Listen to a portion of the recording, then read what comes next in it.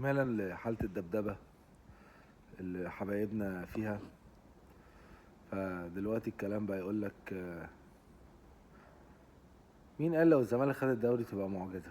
الزمالك أكتر فرقة صارفة السنة دي. الزمالك جايب صفقات مش عارف بكام. الزمالك جايب أكتر من الأهلي. الزمالك أغنى من الأهلي. لعيبة الأهلي الزمالك أحسن من الأهلي.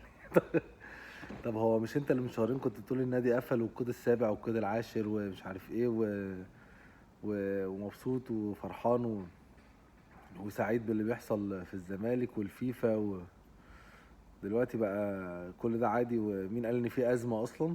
يعني ان انا اصلا مكمل الدوري بمعتمد جمال اللي يحترم ويشكر جدا على مجهوده، اللي من 3 شهور بس تمت اقالته من نادي الانتاج الحربي، نادي بيلعب درجه تانية، لسوء النتائج.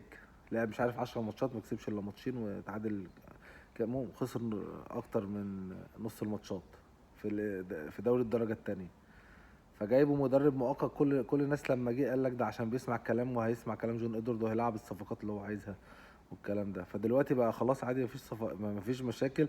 وان انا ليه مستغرب ان الزمالك بينافس؟ بذمتك انت من شهرين كان ده كلامك؟ بذمتك ودينك كفايه تدليس بقى، حرام عليك.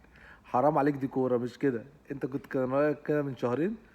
ولا كنت تقول منافسي بيراميدز والزمالك انتهى والزمالك قفل والزمالك وصعبان عليا والكلام ده؟ وبعدين صفقات ايه اللي انا جايب فيها زيك؟ انا مش فاهم. انت في يناير بس جايب 5 صفقات منهم 2 محترفين. جايب بالعمري وجايب كاموتش اللي الراجل بيطلعه بره القايمه السمسره، وجايب مروان عثمان، وجايب احمد عيد، وجايب عمرو الجزار. انا بقى جايب مين؟ انا اصلا موقف لي القيد بسبب الصفقات اللي جبتها في اول السنه اللي رفع عليها قضيه. كلهم صفقات ب3 تعريفه ولاعيبه فري، واغلى لعيب فيهم بيزيرا بالتقسيط، والنادي بتاعه ما خدش فلوس ورفع قضيه. فايه بقى اللي انت مش شايفه معجزه؟ اه طبعا لو الزمالك خد الدوري هيبقى معجزه. وارد الزمالك يطلع تاني او تالت او رابع كمان يا سيدي، وهيبقى شيء طبيعي وبديهي. وانا عارف انك ساعتها هتنبسط اكتر من الاهلي ياخد الدوري، عشان انت مش مصدق اللي بيحصل لحد دلوقتي. وانت لو ما خدتش الدوري تبقى كارثه عندك بالفرقه اللي عندك دي، وانت عارف كده. لان انت اصلا بالاحتياطي بتاعهم كنت بتاخد الدوري وافريقيا.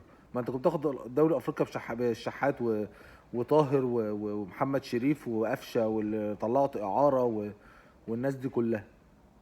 فانت دلوقتي جاي جبت لهم معاه عليهم زيزو وبن شرقي وتريزيجيه وبن رمضان وكم المحترفين دول، وبتمشي جراديشار وبتطلع مش عارف مين اعاره، وبتعمل ايه؟ يعني انت مش عارف اصلا تودي اللعيبه فين، وبتلعب بجونين منتخب ده شويه وده شويه عشان الاتنين يروحوا كاس عالم وجايب 4 5 مدافعين وكل ده ومش عايز تاخد الدوري.